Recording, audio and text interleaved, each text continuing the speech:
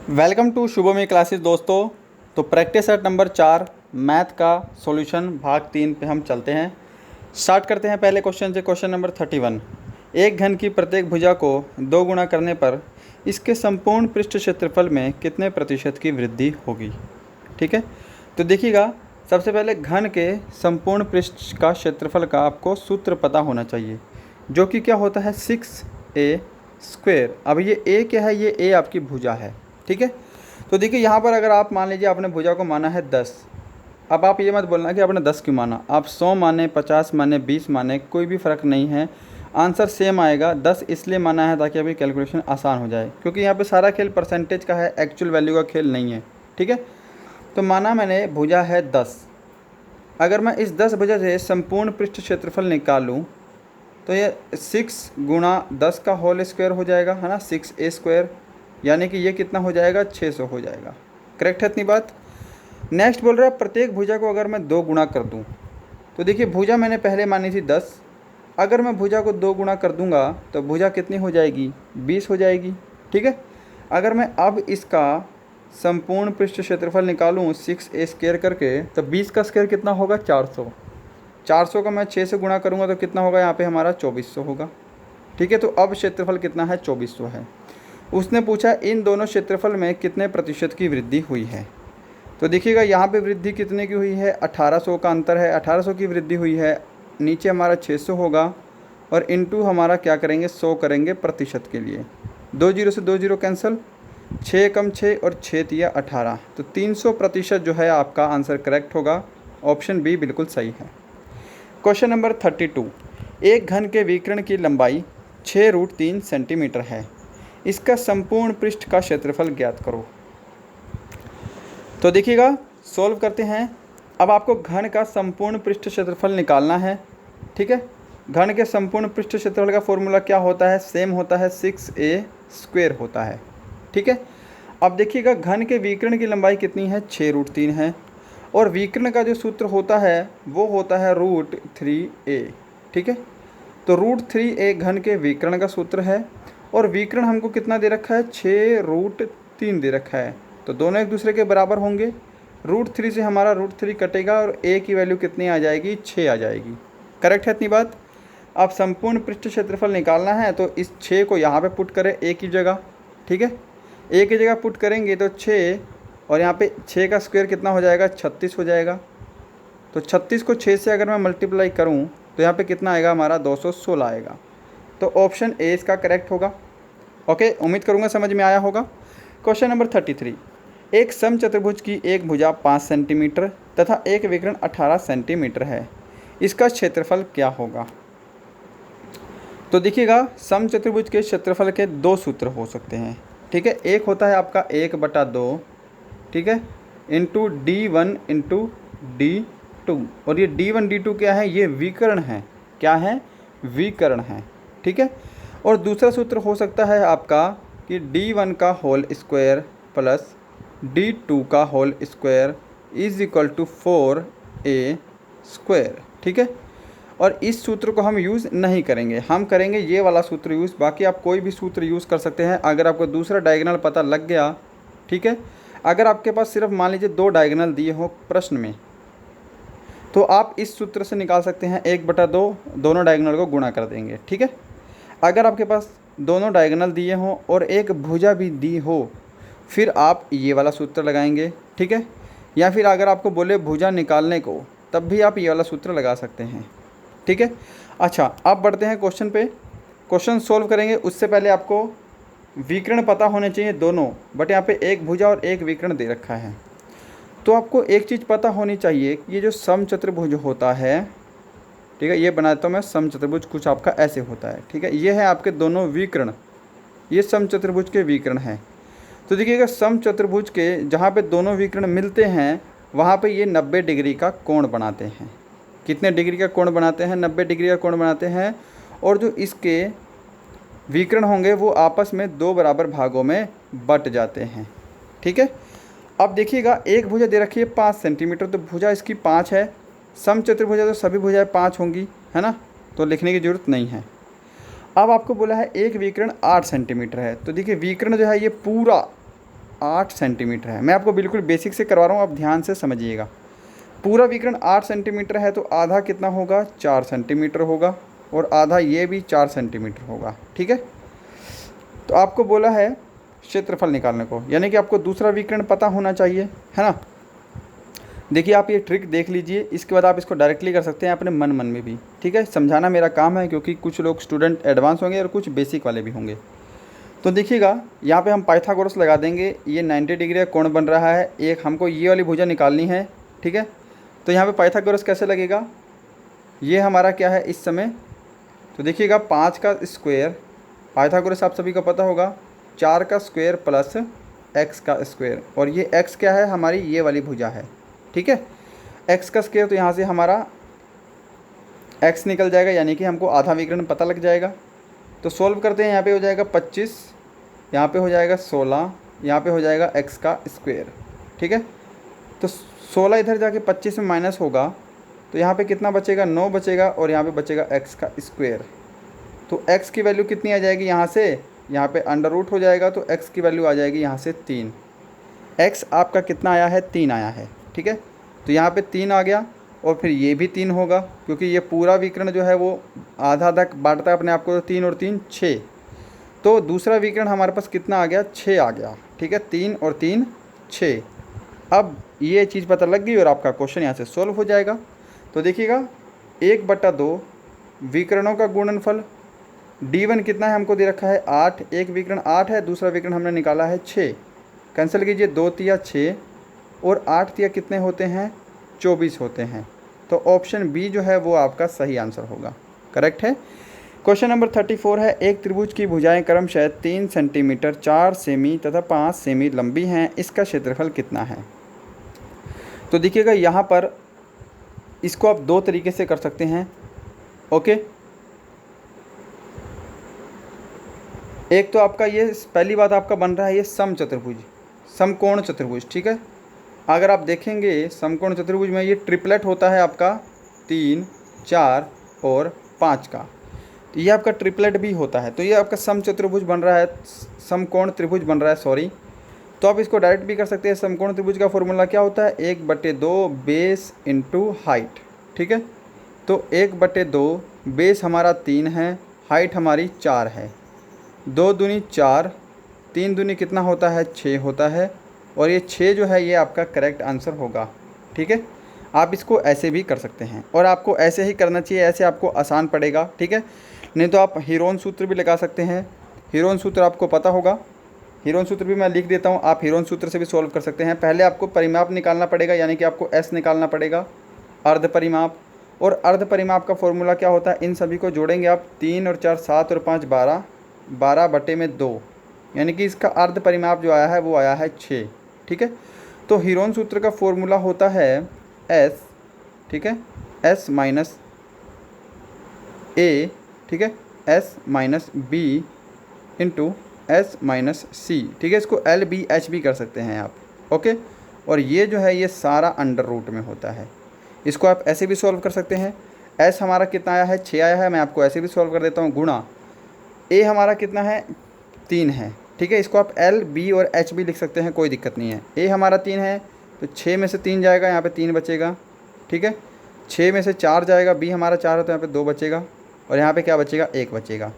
तो देखिएगा 6 तिया 18, 18 दूनी 36, और ये अंडर रूट में है, तो 36 जो है वो सारा के सारा अंडर रूट में है, तो यहाँ पे कितना आएगा, 6 आपका करेक्ट आंसर होगा, ऐसे भी। ठीक है, आप इसको ऐसे भी सॉल्व कर सकते हैं।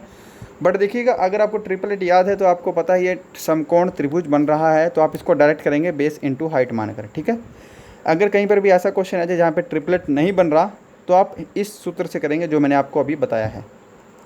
क्वेश्चन नंबर 35, एक वर्ग की प्रत्येक भुजा की लंबाई में 40% वृद्धि करने पर इसके क्षेत्रफल में कितने प्रतिशत की वृद्धि होगी। तो फिर से वही, मैं वर्ग की भुजा 10 मान लेता हूँ। अब आप बोलना मत 10 क्यों माना है, ठीक है, आप कुछ भी मान सकते हैं, कोई दिक्कत नहीं है, क्योंकि सारा खेल परसेंटेज में है। आपको कोई एक्चुअल वैल्यू दी नहीं है कि वर्ग की भुजा 20 है, इसमें हमने 10% की वृद्धि की, क्षेत्रफल में कितने की वृद्धि हुई, आपको कुछ नहीं दिया, तो आप कुछ भी मान सकते हैं। ठीक है, मैंने माना वर्ग की भुजा 10, वर्ग का क्षेत्रफल का फॉर्मूला होता है A का स्क्वायर, तो 10 का स्क्वायर कितना होता है भाई, 100 होता है। करेक्ट है इतनी बात। अब बोल रहे वृक्क की भुजा में 40% की वृद्धि करी। भुजा हमने 10 मानी थी, 10 में अगर मैं 40% जोड़ूंगा तो वो हो जाएगी 14, और अगर मैं 14 का स्क्वायर करूंगा तो ये बनेगा हमारा 196। ठीक है, तो देखिएगा पहले क्षेत्रफल 100 था, अब हो गया 96। कितने की वृद्धि हुई है? 96% की। ऑप्शन ए करेक्ट होगा। क्वेश्चन नंबर बढ़ते हैं 36 पे। 36 आपको क्वेश्चन कह रहा है कि किसी साधारण ब्याज पर एक निश्चित दर से 2 वर्ष के साधारण ब्याज तथा चक्रवृद्धि ब्याज 900 तथा 954 है, ब्याज की दर ज्ञात करो। तो देखिएगा ये क्वेश्चन मैंने शायद आपको पहले वीडियोस में करवाया भी है कि जो आपका साधारण ब्याज होता है वो पहले साल और दूसरे साल समान रेट से बढ़ता है। ठीक है, समान दर से पहले साल और दूसरे साल बढ़ेगा। बट आपका जो चक्रवृद्धि ब्याज होता है वो पहले साल तो समान रहता है, बट दूसरे साल जो है उसमें कुछ और ब्याज के ऊपर ब्याज लग जाता है। ठीक है, तो देखिएगा अगर साधारण ब्याज 900 है तो पहले साल 450 रहा होगा इसका मतलब, और दूसरे साल भी 450 रहा होगा, तभी जाके ये कितना बन रहा है? 900 बन रहा है। ठीक है, अब मैं आपको बोलूँ चक्रवृद्धि ब्याज जो है वो पहले साल का समान रहता है, यानी कि 450। ठीक है, अब चक्रवृद्धि ब्याज आपका 954 है 2 साल का, तो दूसरे साल 450 तो बढ़ा ही, प्लस इसमें 54 और बढ़ गया है ना, तभी जाके ये कितना हो रहा है? 954 हो रहा है। तो देखिएगा यहाँ पे अगर सेम दर से चलता कोई दिक्कत नहीं थी, यहाँ पर 450 में 54 और बढ़ गया है। तो आपको बस यही दर निकालनी है कि इसमें कितने की दर लगी है कि 450 में 54 बढ़ा है, यानी कि 54 450 का कितना प्रतिशत है, आपको ये निकालना है। तो देखिएगा 54 450 का कितना प्रतिशत है? बस 9 छिके 54, 9 5 45, यहाँ पे 50 आ गया, 50 दूनी 100 हो गया, 6 दूनी 12 हो गया, 12% आपका आंसर हो गया। ठीक है, तो ऐसा कोई सवाल आएगा तो आप इसको ऐसे करेंगे, बहुत आसानी से कर सकते हैं। 37 2500 का 5% वार्षिक दर से 219 दिन का साधारण ब्याज कितना होगा? तो देखिएगा साधारण ब्याज का फॉर्मूला क्या होता है? सिंपल इंटरेस्ट का। सिंपल इंटरेस्ट का फॉर्मूला होता है मूलधन गुणा दर गुणा समय अपॉन में 100। ठीक है, मूलधन कितना है आपका? 2500 है, दर आपको दे रखी है 5%, समय आपको दे रखा है 219 दिन, बटे में हमारा हो गया 100। बट ये आपका अभी भी कंप्लीट नहीं हुआ है। ठीक है, आपको दर दे रखी है वार्षिक और समय आपको 219 दिन दे रखा था, इसको भी आपको वर्षों में बदलना पड़ेगा। एक वर्ष में कितने दिन होते हैं? 365 दिन होते हैं नॉर्मली। ठीक है, तो 219 को आपको 365 से भाग करना पड़ेगा इसको वर्ष बनाने के लिए। करेक्ट है इतनी बात? अगर आप इसको अब सोल्व करेंगे, क्योंकि कैलकुलेशन मैं नहीं करूँगा, वीडियो लंबा हो जाएगा, तो आपका राइट आंसर आएगा 75। ओके, बढ़ते हैं नेक्स्ट पे। Question number 38। 30% सांद्रता वाले अल्कोहल को 50% सांद्रता वाले अल्कोहल में किस अनुपात में मिलाया जाए कि 35% सांद्रता वाला अल्कोहल प्राप्त हो? तो देखिएगा बिल्कुल सिंपल क्वेश्चन है मिक्सचर एलिगेशन का, कि सांद्रता अल्कोहल है 30%, दूसरा है 50%, इसको मिलाना है 35% वाले में, जिसको हमने बीच में कॉमन ले लिया।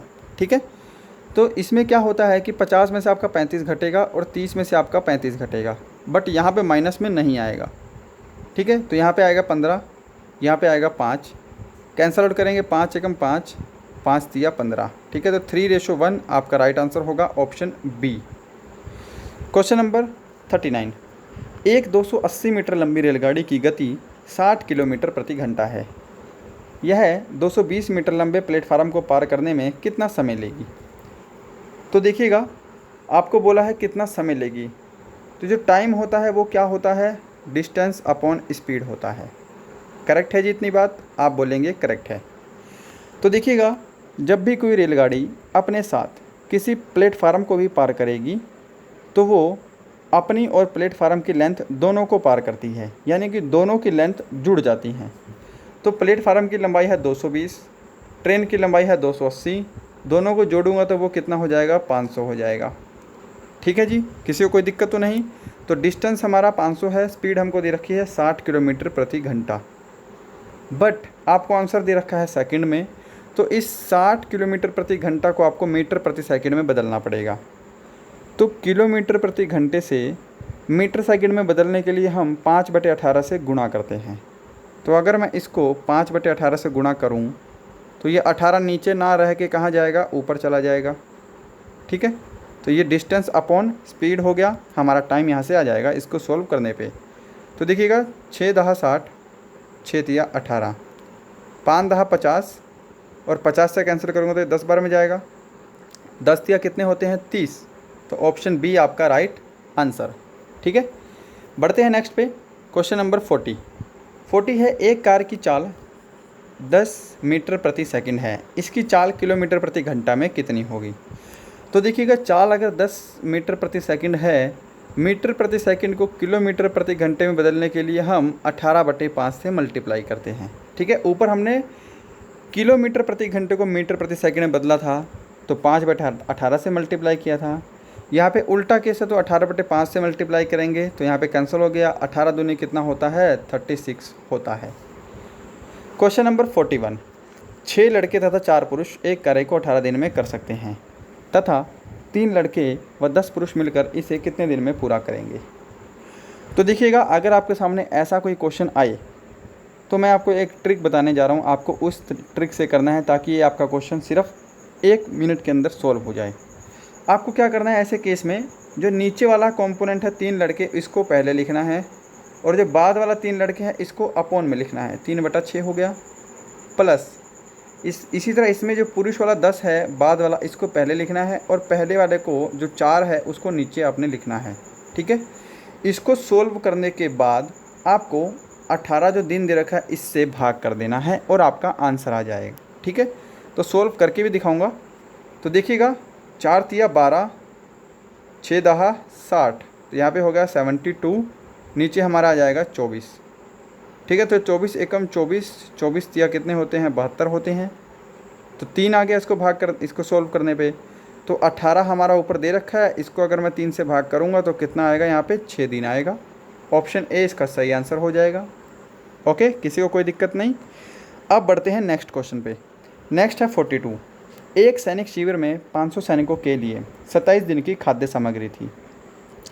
3 दिन बाद 300 सैनिक और आ गए, शेष सामग्री कितने दिनों के लिए पर्याप्त होगी। तो देखिएगा 500 सैनिक हैं, 27 दिन को तक अगर खाएंगे तो कितना यूनिट खाना खा लेंगे, इनको मल्टीप्लाई करेंगे। 7 पंजे 35 का 5, इसका कलर चेंज करते हैं। ठीक है, 7 पंजे 35 का 5, हासिल 3, तो ये जो है इतना यूनिट खाना खा लेंगे।